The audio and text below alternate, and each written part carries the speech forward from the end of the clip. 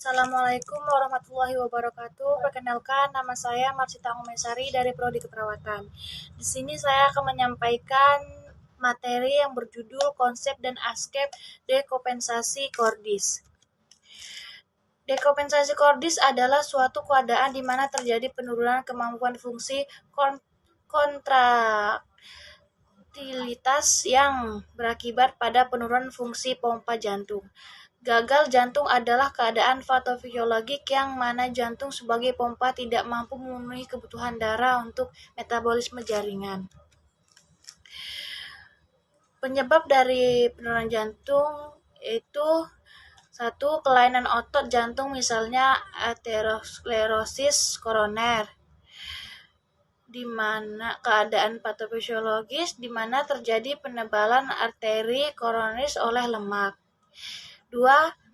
Hipertensi sistematik, peningkatan tekanan darah di atas 140/90 mmHg, atau hipertensi pulmonal, peningkatan tekanan darah di paru-paru akibat kongestis pulmonar. 3. Peradangan dan penyakit degeneratif, misalnya miokarditis, peradangan pada otot jantung, endokarditis, penyakit infeksi pada endokard atau kutub.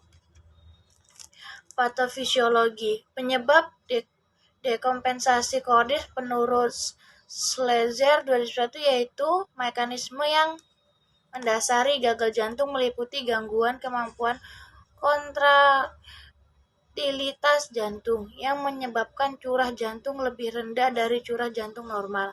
Bila curah jantung berkurang, sistem saraf simpatis akan mempercepat frekuensi jantung untuk mempertahankan perfusi jaringan yang memadai, maka volume secukuplah yang harus menyesuaikan diri untuk mempertahankan curah jantung. Menurut Tambayong 2000, gagal jantung dimanifestasikan sesuai klasifikasinya. 1. Gagal jantung kiri ditandai edema pulma, penumpukan cairan pada rongga dada, dyspnea, sesak nafas, wheezing, mudah lelah, ansietas, perasaan cemas. 2.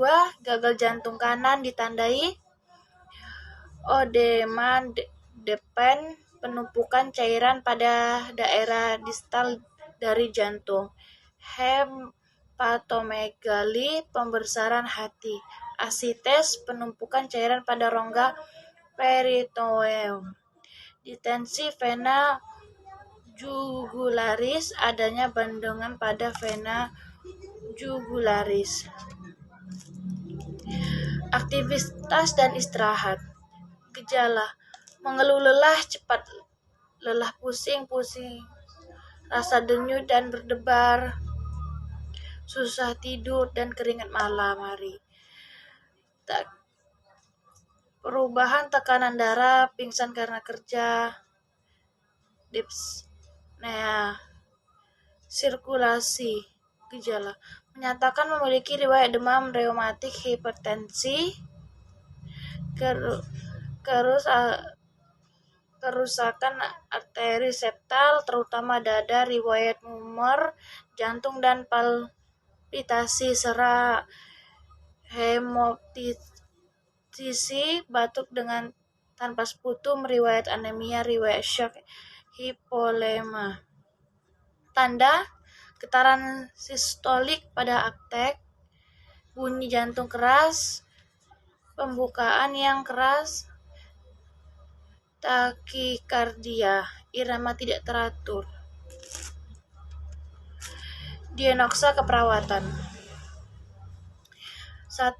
Penurunan curah jantung, perubahan kontraktilitas miokard atau perubahan inotropik, perubahan frekuensi irama, kondisi listrik, perubahan struktural, misalnya kelainan katup, aneurisme ventrikular.